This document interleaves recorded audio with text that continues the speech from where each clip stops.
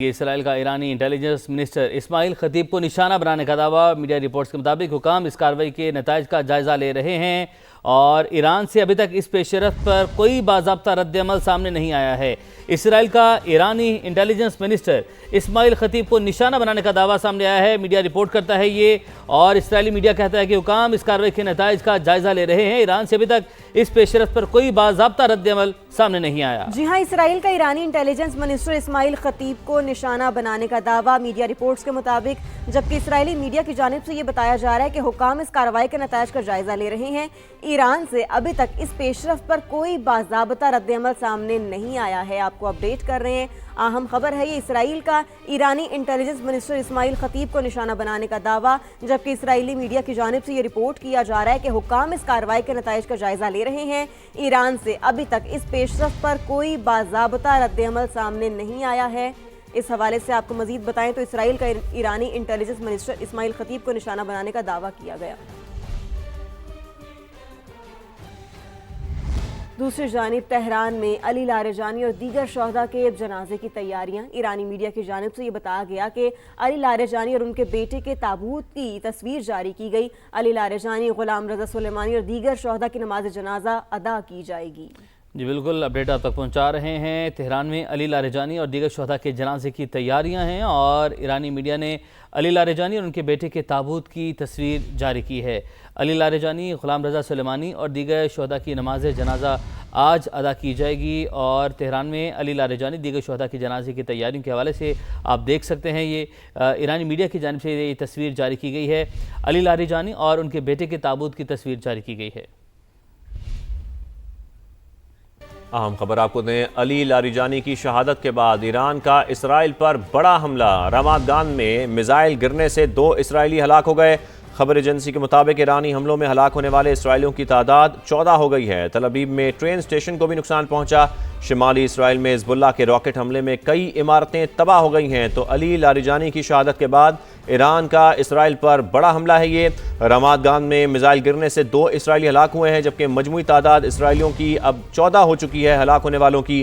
تل ابیب میں train station کو بھی نقصان پہنچا ہے، جبکہ خبر ایجنسی کا یہ بھی بتانا ہے کہ شمالی اسرائیل میں حزب اللہ کے راکٹ حملے میں کئی عمارتیں تباہ ہو گئی ہیں۔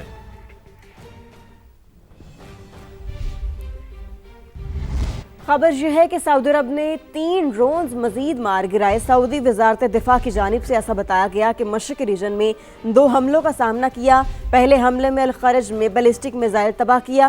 میزائل کا ملبہ پرنس سلطان ایئر بیس کے قریب گرا۔ دوسرے مرحلے میں 3 ڈرونز فضا میں تباہ کیے۔ تو سعودی عرب نے مزید 3 ڈرونز مار گرائے۔ مشرقی ریجن میں 2 حملوں کا سامنا کیا، ایسا بتایا گیا ہے سعودی وزارت دفاع کی جانب سے۔ پہلے حملے میں الخرج میں بیلسٹک میزائل تباہ کیا۔ میزائل کا ملبہ پرنس سلطان ایئر بیس کے قریب گرا۔ دوسرے حملے میں 3 ڈرونز فضا میں ہی تباہ کیے۔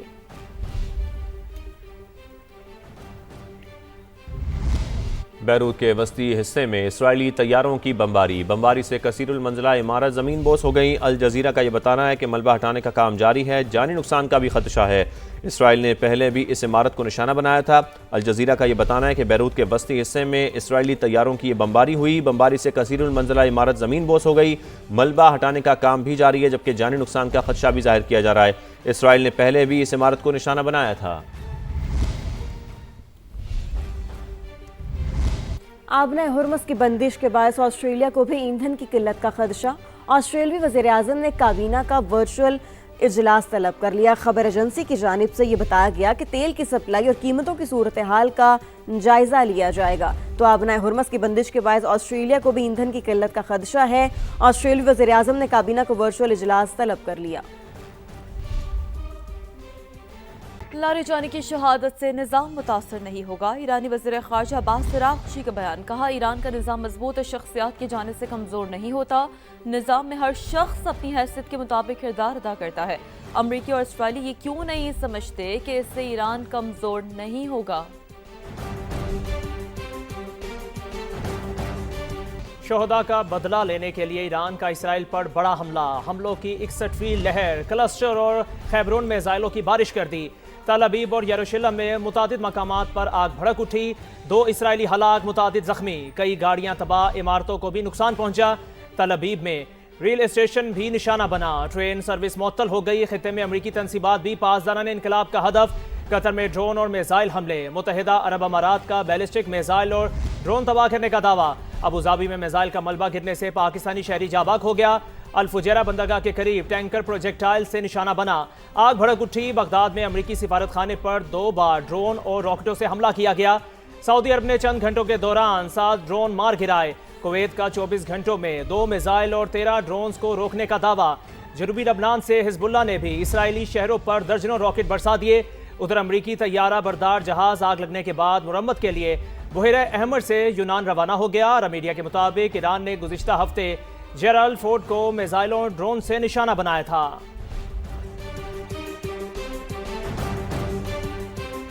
امریکہ اور اسرائیل کی ایران پر وحشیانہ بمباری جاری ہے، تہران سمیت متعدد علاقوں کو نشانہ بنایا گیا، امریکی سینٹرل کمانڈ کے مطابق ایران کے میزائل اہداف پر شدید بمباری کی گئی، ابنا ہرمز کے قریب ایرانی تنصیبات کو نشانہ بنایا، زیر زمین اور مضبوط اہداف کو تباہ کرنے والے 5000 پاؤنڈ وزنی ڈیپ پینیٹریٹرز بم برسائے گئے۔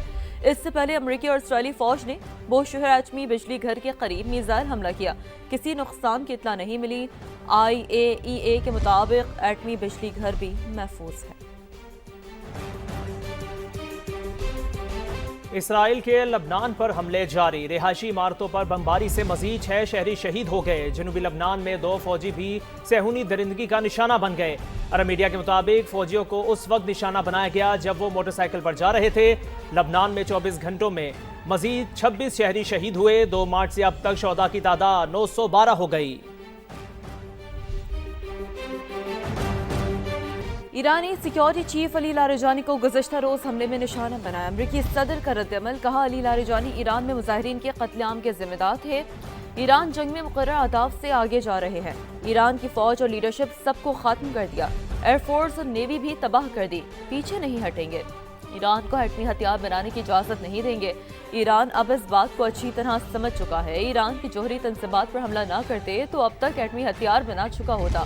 امریکی صدر کا کہنا تھا کہ نیٹو ایران جنگ میں ساتھ نہ دے کر احمقانہ غلطی کر رہا ہے، ابنا ہرمز میں جہازوں کی حفاظت کے لیے کسی مدد کی ضرورت نہیں، امریکی صدر نے ایک بار پھر برطانیہ سے بھی ناراضی کا اظہار کیا۔ امریکی صدر ٹرمپ کو بڑا جھٹکا، ایران کے خلاف جنگ گلے پڑنے لگی، اتحادیوں کے بعد سرکاری عہدیداروں کا بھی امریکی صدر پر عدم اعتماد، پہلا بڑا استعفیٰ آ گیا، نیشنل کاؤنٹر ٹیررزم سینٹر کے ڈائریکٹر مستعفی ہو گئے، جو کینٹ نے صدر کو بھیجے گئے اپنے استعفے میں لکھا، ایران سے امریکہ کو فوری طور پر کوئی خطرہ نہیں تھا، واشنگٹن نے اسرائیل اور اس کی امریکہ میں طاقتور لابی کے دباؤ میں آ کر جنگ شروع کی، ضمیر کے مطابق ایران کے خلاف اس جنگ کی حمایت نہیں کر سکتا۔